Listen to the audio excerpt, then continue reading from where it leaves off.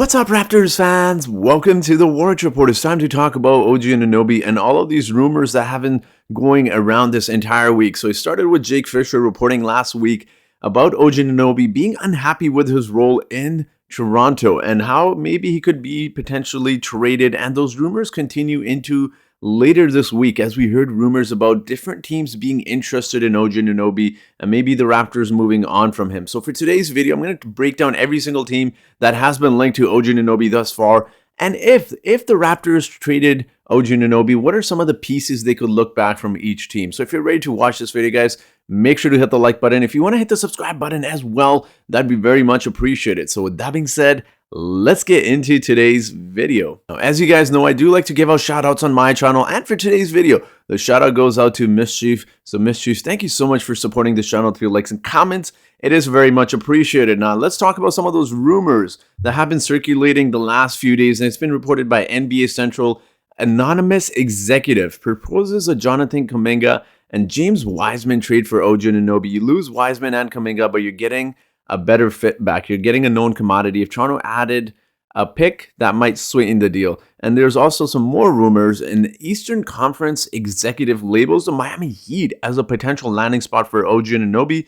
The Raptors are not giving him away. Masai is a tough deal maker. They would have to have Tyler Hero and Omer Youth 7 for sure. Now again, I'm going to break these rumors down in just a second. I just want to go through some of these rumors linking all of the teams to Og Anunoby. And again, and this is not a surprise because it seems like Damian Lillard would be happy to play with any sort of NBA talent because he's been linked to a lot of players. But Damian Lillard will like Blazers to acquire DeAndre Ayton or Og Anunoby. That's not a surprise. The Blazers have been linked to Og Anunoby as well as the Denver Nuggets as well. And of course, I don't blame them because acquiring a 3-and-D player in today's NBA that can shoot three-pointers, is a good defender and has potential and is young like Og Anunoby is hard to acquire in today's NBA, and it makes sense why so many teams would be interested. The Spurs are also linked to Og Anunoby as well, but this is, again, not a surprise. Every NBA team around the league wants Og Anunoby, and an Eastern Conference executive believes the Philadelphia 76ers should try and trade for Og Anunoby from the Toronto Raptors. Now,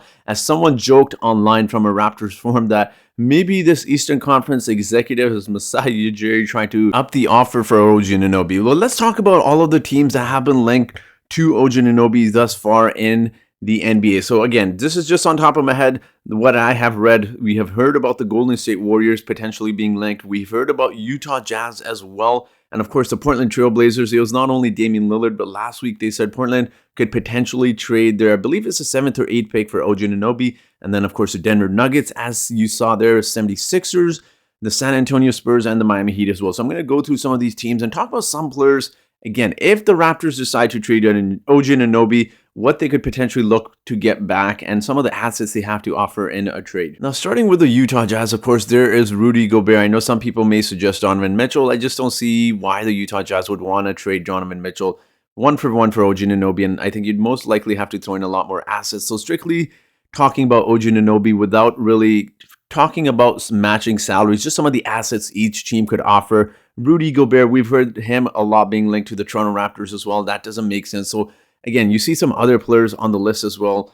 Jordan Clarkson, again, he's a great six-man player, but I'm not sure the Raptors would trade a starter for a six-man, considering what Og Anunoby brings to the table. And of course, we have Nickeil Alexander-Walker as well. I believe he's a cousin of Shai Gilgeous-Alexander, who Raptors fans absolutely love. But again, generally talking about Utah Jazz, I just don't see a deal getting done there because unless they want to do a 1-for-1 for Donovan Mitchell for Og Anunoby, which I know they will not, that's realistically, that trade isn't happening. Now, moving on to the Portland Trail Blazers, of course, you have someone that is a really attractive restricted free agent in Anthony Simons. And of course, you got Keon Johnson. And then, of course, you have that 7th draft pick, which the Trailblazers could look to move on, given the fact that Damian Lillard is getting up there in age and they want to win now and not build for the future. Now, strictly speaking on Anthony Simons, I know the Portland Trailblazers are very high on him, and also taking into consideration that he's a guard and not, I believe he's listed at 6'3", 6'4", so it wouldn't, again, not saying the Raptors would say no to an Anthony Simons sign and trade for Og Anunoby, but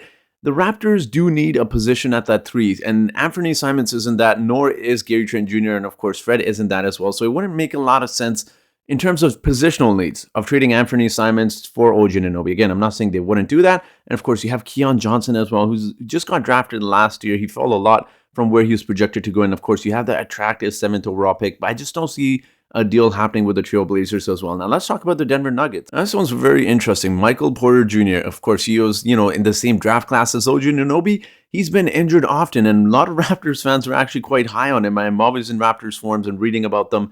And it's just, again, I don't see why the Raptors would want to trade. Not so much that they wouldn't want to trade for Michael Porter Jr. I think they're happy more so with what they have in Og Anunoby. Michael Porter Jr. is also on that massive contract. He just had a season-ending injury, and he's had injuries ever since he got drafted. So again, I don't really see a deal happening there. And of course, you got a very interesting prospect in Zeke Nagy as well. Same draft class as Malachi Flynn. I believe the Raptors wanted him, but he went a few spots before they were selected. Before the Raptors were selected at the 29th position, I believe, 28, 29 position. He went at the 24th position. So again, not really a deal happening with the Denver Nuggets. And talking about the Philadelphia 76ers, again, I'm not adding Tobias Harris to that because he has a massive contract, but Tyrese Maxey and you have Paul Reed as well, who the 76ers are not trading. They're not trading Tyrese Maxey. So again, and they're division rivals. So you normally in the NBA don't really see a deal happening between division rivals because you're expecting that team to give you a lot more. And I just don't think the 76ers have a lot of assets outside of Tyrese Maxey. Paul Reed is nice, don't get me wrong. And of course, you can talk about, Matisse Thybulle, who's not vaccinated, so he wouldn't be able to play in Toronto anyways. I don't see a deal happening over there as well. Now, talking about some of the other teams, though, talking about the Golden State Warriors, who I believe have the best assets to offer. Now, this would be really interesting. Obviously, again, James Wiseman, much like Michael Porter Jr. coming into the NBA, very injured. He's talented, but we haven't really seen a lot of him in the NBA. And of course, you got Jonathan Kuminga, who is a spectacular prospect. And of course, you have Moses Moody as well, 3-and-D kind of specialist. Again, I'm not saying I would say no to this. I just think the Raptors would be opposed to this again. And I don't see the Golden State Warriors offering two out of these three prospects. And I just don't see a deal happening there because we know Masai Ujiri would, if he ever thought about trading Og Anunoby, he would want a lot in return, and very likely he would want at least two of these prospects listed under Golden State. And I know Golden State isn't trading for them because they probably believe that they can get someone that can score a lot better, and maybe that just fits the team a lot better than Og Anunoby. Now, moving on to the San Antonio Spurs, they obviously have Devin Vassell, who came into this league as a scorer. His point total jumped a lot from, I believe, at 5.5 points to 12 points per game. His three-point shot percentages are great. I believe he's shooting about 36%. And of course, you have Jakob Poeltl as well, the former Raptor, who they've been linked to together since the NBA trade deadline. There was rumors all season about the Raptors potentially looking to acquire someone like a Jakob Poeltl. So I don't really see a deal happening there because you can take into consideration that the Spurs are a rebuilding team, and Devin Vassell, I believe he's 21. He's a few years younger than Og Anunoby. Why would the San Antonio Spurs that are rebuilding want to trade for an older player and not build around some of these young guys? Unless the plan is to acquire DeAndre Ayton, who they also have been linked to and then to acquire Og Anunoby to build around DeJounte Murray, who's 25 years old, then it makes a lot of sense. But again, I don't really see a deal happening there from the Raptors end as well. Now, moving on to the Miami Heat. This one's obviously quite interesting because everyone believes that Tyler Hero will fetch them a superstar player, or at least a really good player, and I don't think that's Og Anunoby. The Raptors obviously love their defense. Tyler Hero, as great as he is, he may be a little bit more skilled offensively than Og Anunoby. That's debatable, but he doesn't have the defense. And again, he's not a 3-and-D player, which the Raptors need, right? Of course, they can throw in some other guys like Max Strus. He's a good player.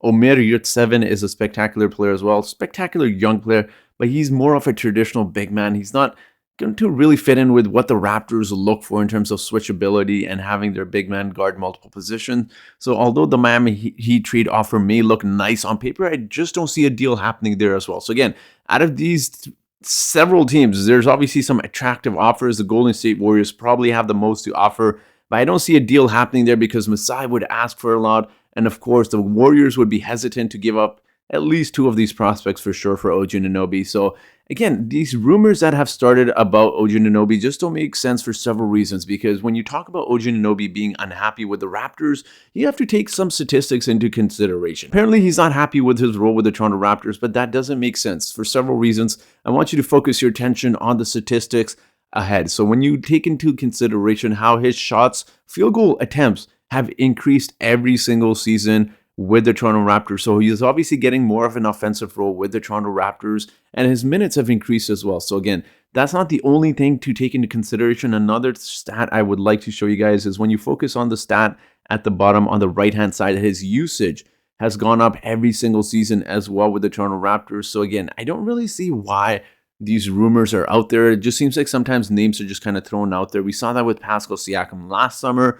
This summer is Og Anunoby. I'm sure we'll hear another Raptors player's name next season, but also take into consideration for any Raptors fan that has been fans since DeMar and Kyle Lowry days, you know how hard it was to acquire a 3-and-D player. We tried several players, including DeMar Carroll, who we signed to that massive contract. He was supposed to be a 3-and-D guy because DeMar couldn't guard that well, and it's generally, when you talk about positions around the NBA, sure, you can find centers, again, you can find point guards, but one of the most challenging positions to find is 3-and-D, which Og Anunoby is. And of course, he's so young. I still believe he can be a 22 point scorer in this league. So we had DeMar Carroll, we tried CJ Miles, we tried everyone from Terrence Ross to Norman Powell at the 3, and obviously it had its ups and downs. It wasn't really working, and OG is the perfect player for the Raptors. And if the Raptors were to ever consider trading Og Anunoby, take this into consideration. We have a group of young players in Scotty Barnes, Gary Trent Jr., Og Anunoby, Precious Achiuwa, and then we have some 2 older veterans who are still fairly young, 28 years old, in Pascal and Fred. If the Raptors were to trade any player, it would be more so to build around some of these younger players. So that talk about trading for Portland's 7th pick doesn't make sense, because you're trading essentially a 24-year-old to rebuild, but then you have guys like Fred and Pascal who are 28 years old. So if the Raptors ever did decide to trade one of their starters, I think it would be more so to build around some of the younger guys, and Og Anunoby would want to be one of those players. So it doesn't make a lot of sense, these rumors, but it's always fun to talk about it as a fan point of view, from a basketball fan point of view of, what potential trades could look like, what players could be moved in trades. But again, realistically speaking, I don't think the Raptors will trade Og Anunoby because they value him too highly.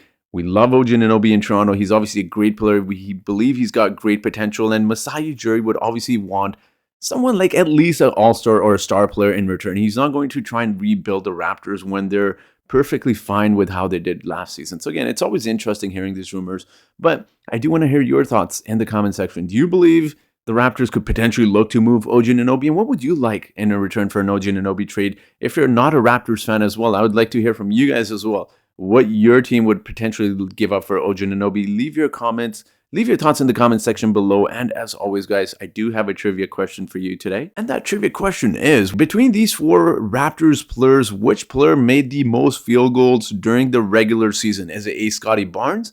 Is it B, Fred VanVleet? Is it C, Og Anunoby? Or is it D, Gary Trent Jr.? So whoever answers my trivia question correctly first in the comment section gets a shout out in my next video. So that will be it for today's video, guys. So thank you so much for watching, and I hope you guys have yourselves a great day.